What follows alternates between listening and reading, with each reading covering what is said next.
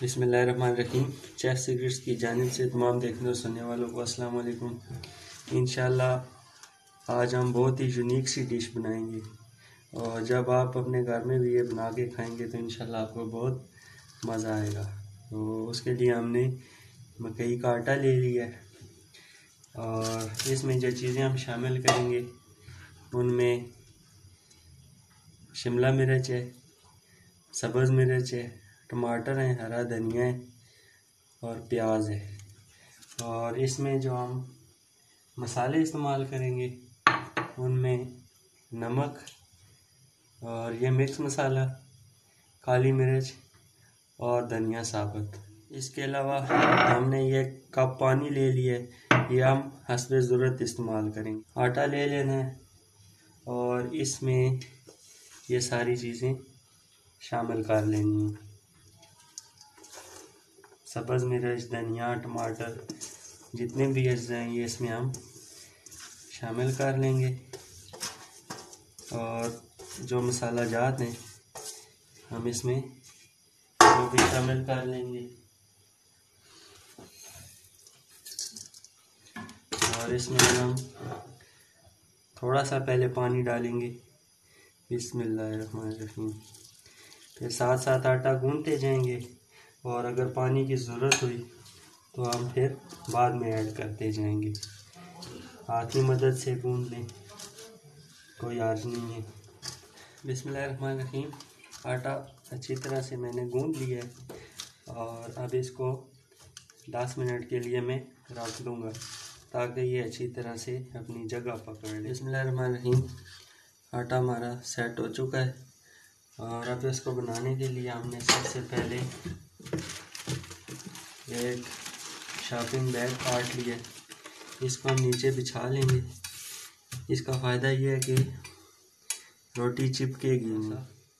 Oil لگا لوں گا اور تھوڑا سا شاپنگ بیگ میں بھی، تاکہ روٹی آسانی سے بن جائے۔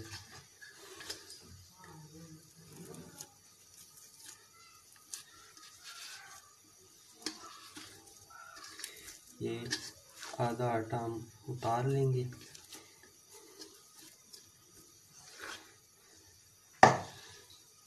اور آئل کو یکساں طور پہ شاپر کے اوپر لگا لیں۔ اب ہم اس کو روٹی بنائیں گے۔ پہلے اس کو ہاتھوں کی مدد سے سیٹ کریں، گول کریں،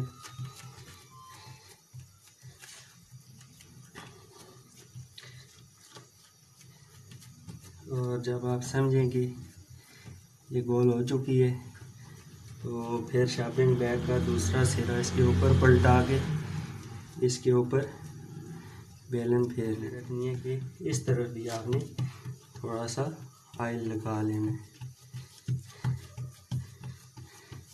اور بہت موٹی روٹی بھی نہیں ہونی چاہیے، درمیانی سائز کی ہونی چاہیے۔ ایک تو یہ پکنے میں آسانی رہے گی، اور دوسرا یہ جلے گی نہیں باہر سے۔ یہ الحمدللہ روٹی بالکل تیار ہے۔ اب ہم اس کی دوسری سائڈ پہ تھوڑا سا آئل لگائیں گے، زیادہ نہیں لگانا، تھوڑا تھوڑا آئل اپلائی کریں گے۔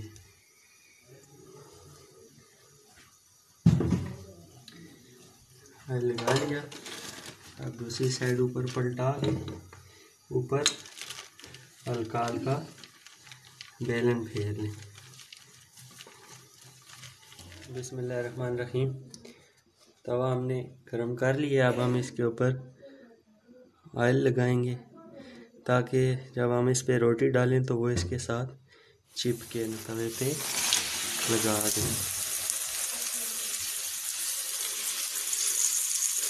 اور اس بات کا آپ نے دھیان رکھنا ہے کہ فلیم بالکل لو ہونا چاہیے۔ ہائی فلیم پہ اگر آپ روٹی پکائیں گے تو یہ اندر سے نہیں پکے گی، اندر سے کچی رہ جائے گی اور باہر سے یہ جل جائے گی۔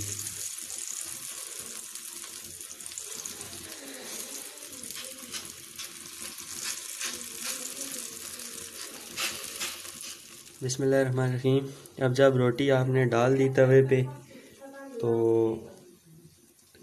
اس کے بعد آپ نے کرنا یہ ہے کہ اس کو کسی ایسے برتن کے ساتھ تھوڑی دیر کے لیے ڈھک دیں، 4 سے 5 منٹ کے لیے، جو روٹی کے سائز سے بڑا ہو۔ اب ہم نے یہ ڈھکن لیا ہے اور یہ اس روٹی کے سائز سے بڑا ہے، تو اب ہم اس کو ڈھک دیں گے تاکہ جو توے کا جو تپش ہے وہ اس کو اوپر والی سائڈ سے بھی لگتی رہے اور یہ اوپر والی سائڈ سے بھی پک جائے۔ بسم اللہ الرحمن الرحیم۔ الحمدللہ یہ روٹی ہماری پرفیکٹلی تیار ہو چکی ہے، آپ دیکھ سکتے ہیں اندر سے بھی پک گئی ہے، اور جو چیزیں ہم نے اس کے اندر ڈالی تھی وہ بھی ماشاءاللہ پک چکی ہیں۔ اب آپ اس کو کیچپ کے ساتھ بھی کھا سکتے ہیں، چائے کے ساتھ بھی، اور ویسے بھی آپ اس کو کھا سکتے ہیں، رائتہ بنا لیں اس کے ساتھ کھائیں۔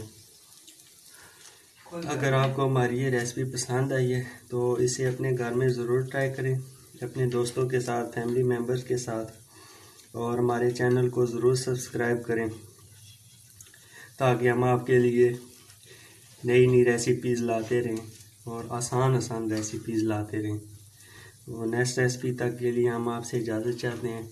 اپنا اور اپنے ارد گرد لوگوں کا بہت سارا خیال رکھیں۔ اللہ حافظ۔